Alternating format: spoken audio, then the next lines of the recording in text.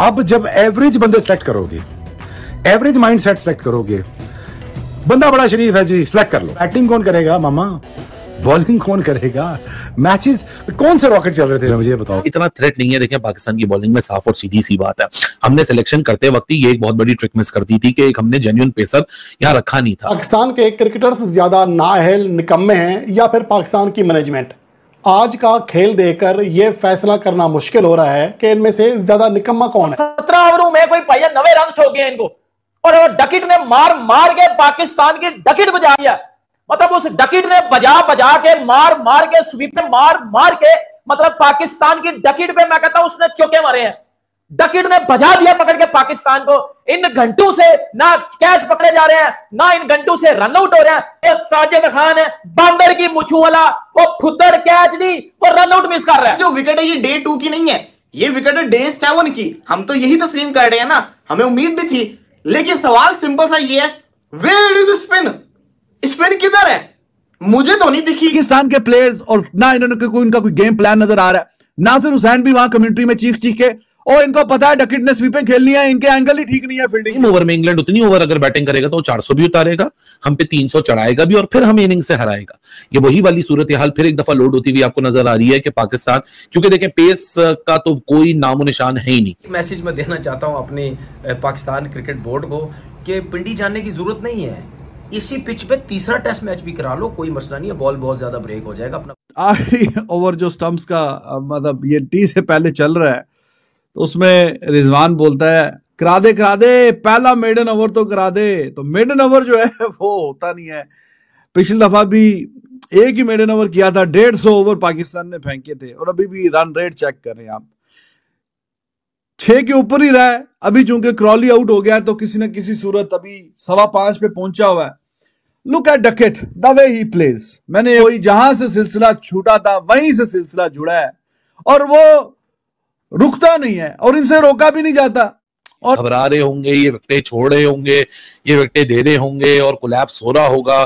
भाई साहब यही तो ये बेसबॉल और बेन डकेट ने और बेन स्टोक्स ने और ब्रेंडन मैकलम ने और जैक क्रॉली ने नहीं, जो रूट ने नहीं, हैरी ब्रूक ने नहीं एनर्जी डाली इंग्लैंड में, घबराते नहीं है स्पिन से। और जितने हमने इसको रफ, जितनी ड्राई पिच हमने देखी, जितना डस्टी विकेट हमने देखा, जितना ये रफ विकेट था, क्रैक से बॉल क्यों नहीं स्पिन हो रहा? मतलब कल पाकिस्तान ने 30 ओवरों में 70 रन मारे थे। कल पाकिस्तान ने 30 ओवरों में 70 रन मारे थे, 30 ओवरों में, और इंग्लैंड 10 ओवरों में मार गई यार।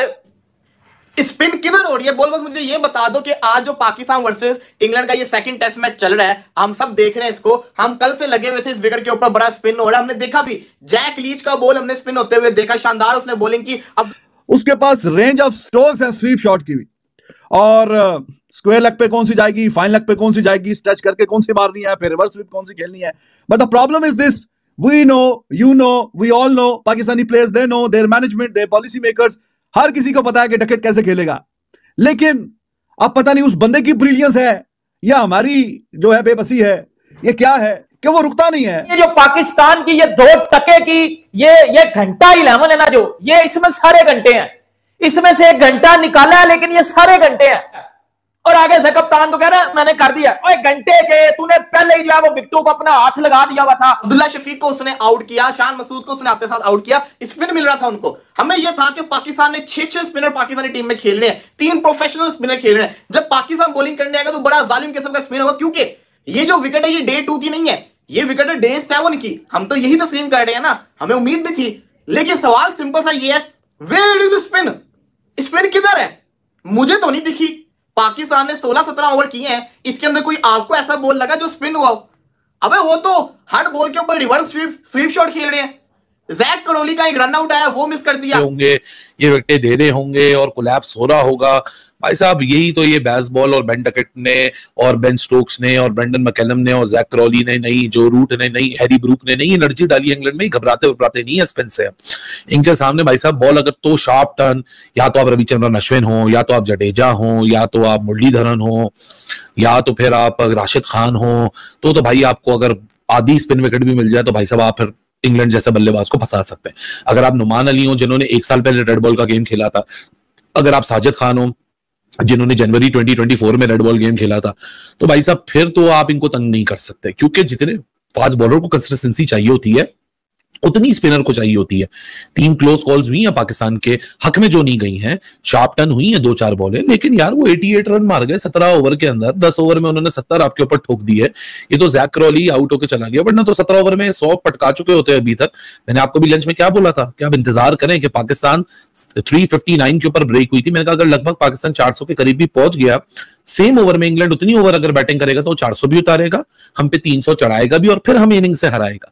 ये वही वाली सूरत हाल फिर एक दफा लोड होती हुई आपको नजर आ रही है कि पाकिस्तान, क्योंकि देखें पेस का तो कोई नामो निशान है ही नहीं। इस वक्त जो वो ओली पॉप जो क्रीज पर पहुंच चुके हैं।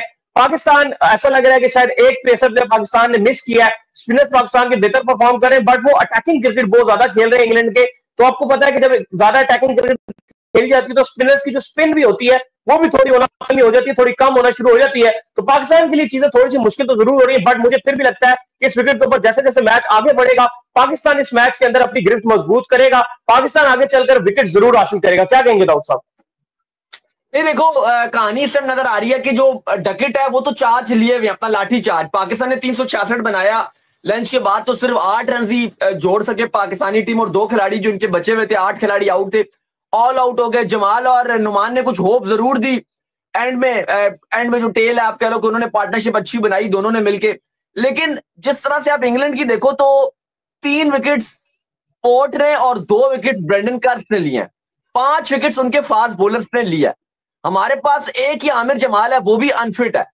और आप ये देखो कि साजिद उमान से आपको नया बॉल कराना पड़ा, और जिस तरह से जैक क्रॉली और बेन डकेट ने परफॉर्मेंसेस दिखाई है, जैसे उन्होंने दोनों ने स्टार्ट लिया है, वो बिल्कुल ऐसे ट्रीट कर रहे हैं पाकिस्तान की बॉलिंग को जैसे कोई बिल्कुल ही बच्चों वाली बॉलिंग हो, कोई छोटी टीम के अगेंस्ट खेल रहे हो।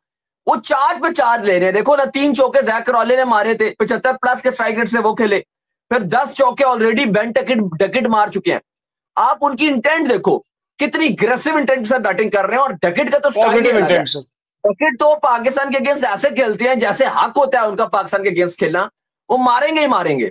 बहुत ही कमाल किस्म की जो इंग्लैंड की अप्रोच नजर आ रही है। लेकिन एक जो बात है, 3 स्पिनर जरूर खिलाए, लेकिन विकेट इतना भी ज्यादा अगर आप देखो तो टर्नर नहीं है जैसे इंडिया में आपको विकेट नजर आते हैं चेन्नई ईटीसी में, कि आप कहते हो कि 150 200 भी बन गया, ये बहुत रन है। पाकिस्तान के प्लेयर्स और ना इन्होंने कोई इनका कोई गेम प्लान नजर आ रहा है। नासिर हुसैन भी वहां कम्युनिटी में चीख के, और इनको पता है डकेट ने स्वीपें खेलनी है, इनके एंगल ही ठीक नहीं है फील्डिंग के। कभी फील्डिंग कहां पे खड़ी करते हैं, बिल्कुल लेग वाली साइड पे, और फिर फाइन लेग के भी उसके बीच में गैप छोड़ा हुआ काफी, वहां से इन्होंने काफी चौके खाए। लेकिन उस बंदे की महारत है, इन्होंने फील्ड थोड़ी सी सीधी भी की, तो जहां से बंदा वो उठा के दूसरी तरफ लेके जाते हैं वो उधर चौका मारता है। वो तो भाईजान इनको क्या कि चौके मार रहा है कि हाँ जी जहां मेरा दिल करेगा मैं उधर चौके मारूंगा। तो बड़ी अथॉरिटी के साथ वो खेल रहा है इनके खिलाफ, और हमेशा ही खेलता है। इनके पास कोई गेम प्लान नजर नहीं आता उसको कैसे। ये आप इसी रहमो करन पे हैं कि वो ही कोई गलती कर दे बीच में।